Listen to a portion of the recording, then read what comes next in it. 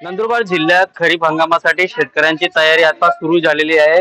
मोठ्या प्रमाणावरती शेतकरी आता बियाणं खरेदी करताना दिसून येत आहे। आपण नंदुरबार शहरातील बियाणं खरेदी केंद्र आहे आणि या केंद्रांवरती आलेलो आहे। मोठ्या प्रमाणावरती शेतकरी जे आता बियाणं जे आहे ते खरेदी करताना दिसून येत आहे। नंदुरबार जिल्ह्यामध्ये जवळपास सर्वाधिक कापसाची लागवड जी आहे ती होत असते। 1,25,000 हेक्टरपेक्षा अधिक क्षेत्रावर कापसाची लागवड जी ती होत असते। त्यामुळं मोठ्या प्रमाणावरती कापसाच्या बियाणाची मागणी, त्यासोबतच मका असेल, सोयाबीन असेल यांची मागणी जी आहे ती मोठ्या प्रमाणावरती वाढलेली आहे।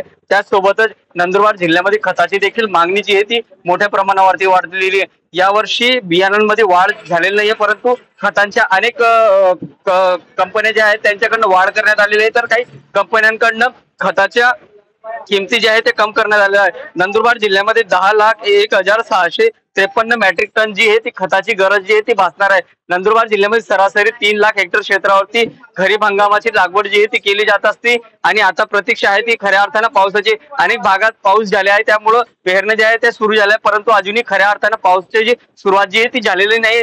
त्यामुळं अजूनही अनेक शेतकऱ्यांकडनं पेरण्या ज्या आहेत ते केल्या गेलेल्या नाही, परंतु बियाणं आणि खत खरेदी करण्यासाठी शेतकऱ्यांची लगबग जी आहे ती दिसून येत आहे।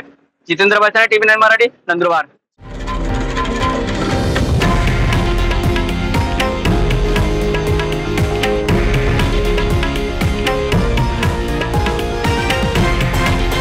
हे आहे देशातील नंबर 1 न्यूज नेटवर्क आणि आपण पाहत आहात TV9 मराठी, एकमेव।